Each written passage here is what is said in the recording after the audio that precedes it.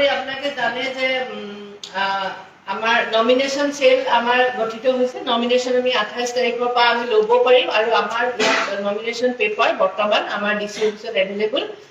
যিসকল ক্যান্ডিডেট আছে তেওঁলোকে ইয়াৰ পৰা ল'ব পাৰিব then again there is an EVM management cell EVM আপনাদের জানেন যে as per schedule আমাক ECI দিব সেই মতে যে schedule মতে আমি EVM randomize হ'ব randomize হোৱাৰ পিছত আমি different PS different constituency এখিনি তিনটা দুটা ফেজত randomize হ'ব সেই মতে এখিনি আমি গম পাই যাম আৰু all this এই যে randomization হয় EVM কোনটো EVM ট্ৰেইনিং অত গল কোনটো EVM awareness কাৰণে আছে কোনটো সমষ্টিৰ কাৰণে আছে PS পৰ্যন্ত আমি পলিটিক্যাল পাৰ্টিৰ সন্মুখত কৰো আৰু তেওঁলোকক লিষ্টটো প্ৰভাইড কৰো গতিকে এই যে লিষ্টটো প্ৰভাইড এই কাৰণে কৰা হয় তেওঁলোকৰ মনত কোনো ডাউট নাথাকে কোনটো তেওঁলোকে গতিকে চেক কৰি চাব পাৰে on the day of poll also তেওঁলোকৰ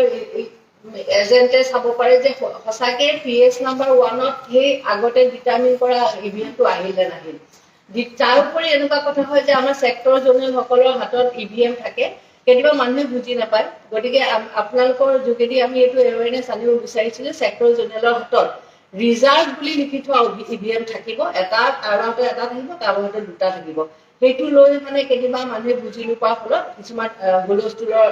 এটা পৰিৱেশৰ সৃষ্টি হয় আৰু ইয়াতে সেই ধৰণৰ আগৰ ইনষ্টেন্স আছে গতিকে এইবাৰ আমি আগতে কৰিব বিচাৰিছো আৰু সেই পাৰ্টিকুলাৰ কোন সেক্টৰ অফিচাৰৰ কোনটো EVM থাকিব সেইটো আমি পলিটিক্যাল পাৰ্টি প্ৰভাইড কৰি থওঁ তেওঁলোকে সকলোখিনি জানে এক্সপেন্ডিচাৰ মনিটৰিং সেল আমাৰ হৈছে তেখেতাৰে আমাৰ এডিসি ইনচাৰ্জ আছে মনসুৰ আহমেদ তেখেতে যোৱাকালি আমাৰ নতুন এডিসি আছে তেখেতে জয়েন কৰিছে ইমানদিন আগতে আমাৰ ডেভিড বৰাই চাই আছে এক্সপেন্ডিচাৰ মনিটৰিংৰ ক্ষেত্ৰত জানে যে এক্সপেন্ডিচাৰ অবজাৰ্ভাৰ আমাৰ ইয়ালৈ আহিব অলৰেডি আমাৰ 28 তাৰিখৰ দিনাখন expenditure observer as per ECI's guideline আহিব লাগে তেওঁ আহিব আৰু আহাৰ লগতে তেখেতৰ এক্সপেন্ডিচাৰ অবজাৰ্ভাৰৰ লগত আমাৰ দুজন এসিস্টেন্ট এক্সপেন্ডিচাৰ অবজাৰ্ভাৰ আছে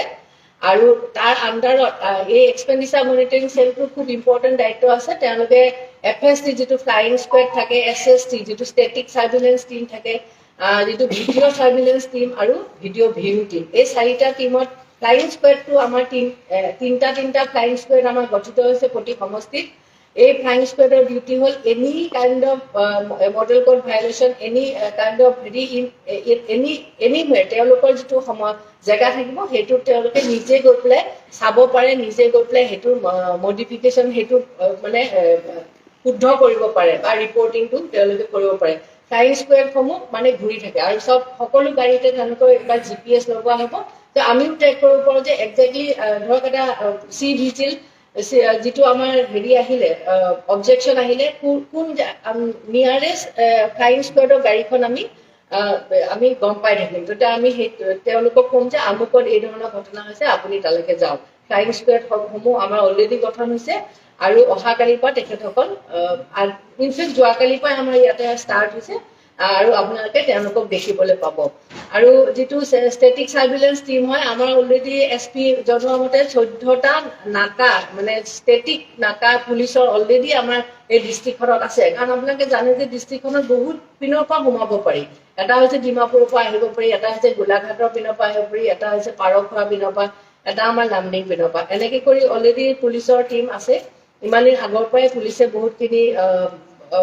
মেটেৰিয়েলছ ধৰক জব্দ কৰিছে কেছ লিকাৰ ইত্যাদি হেতু অলৰেডি চলি আছে তাৰ লগতে আমাৰ ষ্টেটিক সাৰ্ভেইলেন্স টিম যেটো ECI's গাইডলাইন মতে আমি গঠন কৰিছো হেতু এজন অফিচাৰ থাকিব এজন ফটোগ্ৰাফাৰ থাকিব ভিডিওগ্ৰাফাৰ থাকিব এই সাৰ্ভেইলেন্স টিমে যিকোনো গাড়ীকে ৰখাব পাৰিব তেওঁলোকক চেক কৰিব পাৰিব আৰু more than 50,000 কেছ যদি কাৰোবাৰ হাতত হয় তেনেহলে তেওঁলোকে কুৱেশ্যন কৰিব পাৰিব আৰু যদি স্যাটিসফাইড নহয় তেনেহলে সেই কেছটো তেওঁলোকে জব্দ কৰিবৰ কাৰণে এখন ডিস্ট্ৰিক্ট লেভেল কমিটি আছে তেওঁলোকক জনাব পাৰিব এইখিনি আমাৰ হৈ গৈছে ভিডিও সাৰ্ভেইলেন্স টিমটোৰ কাম হৈছে কি ভিডিও সাৰ্ভেইলেন্স টিমৰ এতিয়া আমাৰ যিমানখিনি পলিটিক্যাল পাৰ্টি বা ক্যান্ডিডেটে যে মিটিং কৰিম বুলি ক'ব প্ৰত্যেকটো মিটিঙৰ এটা আমাৰ সুবিধা পৰ্টেল ন সুবিধা পৰ্টেলৰ থ্ৰুদি তেওঁলোকে এপ্লাই কৰিব নহলে অফলাইনো যদি এপ্লাই কৰে ডিসি অফিচত আমাৰ PFC লে গলে হল অফলাইনো এপ্লাই কৰিব পাৰিব আমি কিন্তু হেতু আকৌ আমাৰ এটা পৰ্টেলত দি পেলাই আমি এটো প্ৰসেস কৰি তেখেতসকলক পাৰমিশন সমূহ দিম আৰু সেই পাৰমিশন দিয়াৰ লগে লগে প্ৰত্যেকখন মিটিং আমাৰ ভিডিঅ' সাৰ্ভিলেন্স টিমে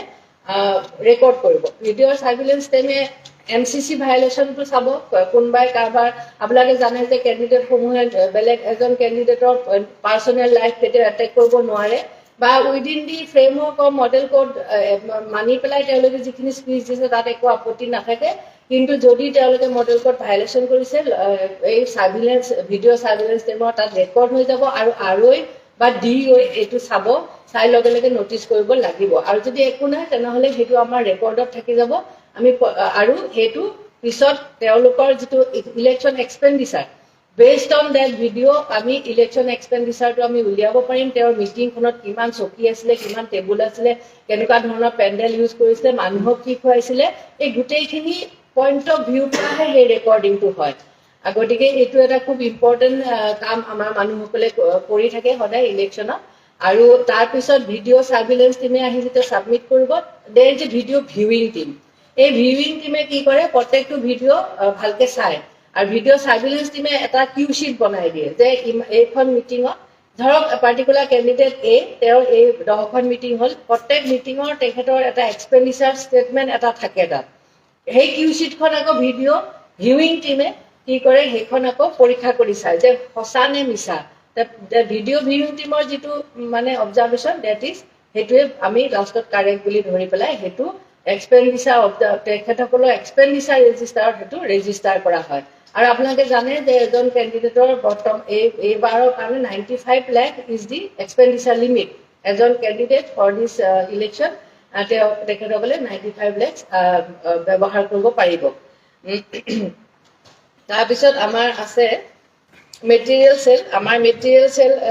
এইবাৰ হ'ব মেটেৰিয়েল ডিসপ্যাচ হ'ব আমাৰ আইএসবিটিৰ পৰা তাৰ পৰা আমাৰ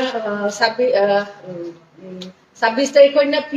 P2 মানে দুদিন আগতে যাব লগা আমাৰ পলিং ষ্টেচনখিনি যাব তাত 25টা 28 তাৰিখ ইলেকশন সৰি 24 তাৰিখে হ'ব আৰু 26 তাৰিখে যেটো ইলেকশন আমাৰ 24 তাৰিখে P2 পলিং ষ্টেচনখিনি যাব আইএসবিটিৰ পৰাই যাব আৰু তাৰ পিছদিনাখন আমাৰ যিখিনি P1 পলিং ষ্টেচন হেখিনি যাব আমাৰ ইয়াতে গোটেই ডিস্ট্ৰিক্টত আছে 54টা P2 তাৰে ভিতৰত আমাৰ ইয়াত আছে 25টা আৰু বুকাজান ডিঅৰ আন্ডাৰত আছে 29টা আৰু ইন্টাৰমিডিয়েট যেটো আমাৰ ইভিএম ৰাখা জায়গা থাকে হেতু বুকাজানত এটা আছে কিন্তু আমাৰ ইয়াতে নাই তাৰমানে তেখেতসকল গৈ হেদিনাখনেই তেওঁলোকৰ পলিং ষ্টেচন পাব হয়তো খুচকাৰি যাব 2-4 ঘণ্টা আৰু গৈ দেৰিকে পাব সেইকাৰণে আমি